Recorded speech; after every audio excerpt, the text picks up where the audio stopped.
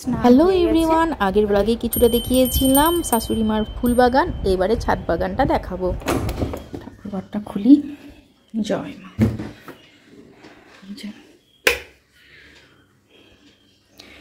আজকে বৃহস্পতিবার, ঘর টট পাল্টে সব ঠাকুর সিংহাসন সব আসনগুলো পাল্টে ঠাকুর পরিষ্কার করে পুজো করতে হবে, একটু সময় লাগবে।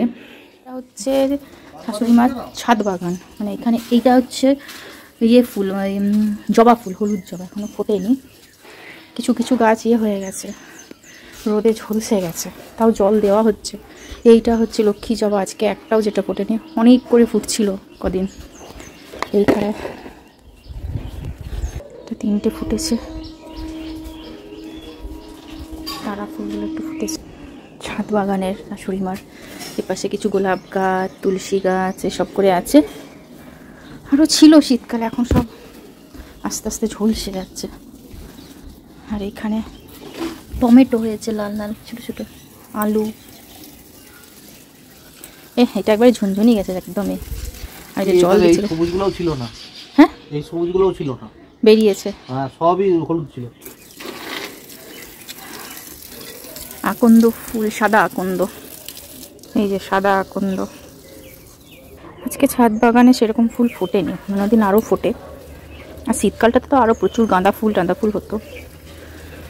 আর এই যে কিছু গাছ একদমই ইয়ে হয়ে গেছে, বাকি গাছগুলো বাঁচিয়ে রাখার দায়িত্ব এখন আমাদের।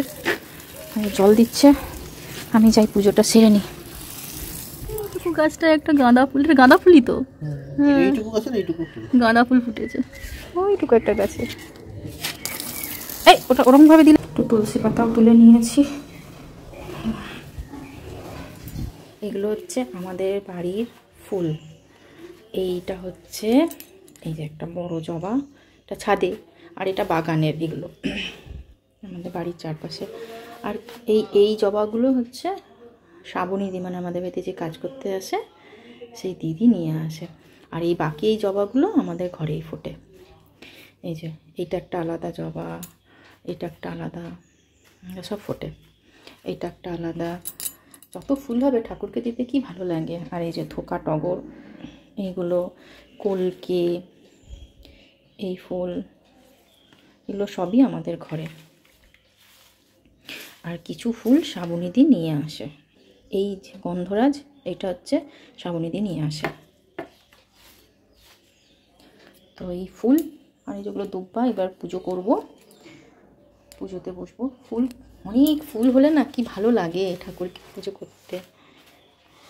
বৃহস্পতিবারে একটা জিনিস আপনাদেরকে দেখাচ্ছি, খুব তাড়াহুড়োর মধ্যে আজকে বৃহস্পতিবারে রান্না করেছি। তো ওখানে দুধ দিয়ে গেছে, এখন গরম করে এখানে চাউমিন একটুখানি সেদ্ধ করেছিলাম। আর দেখাচ্ছি মেনলি রান্নাঘরের অবস্থাটা।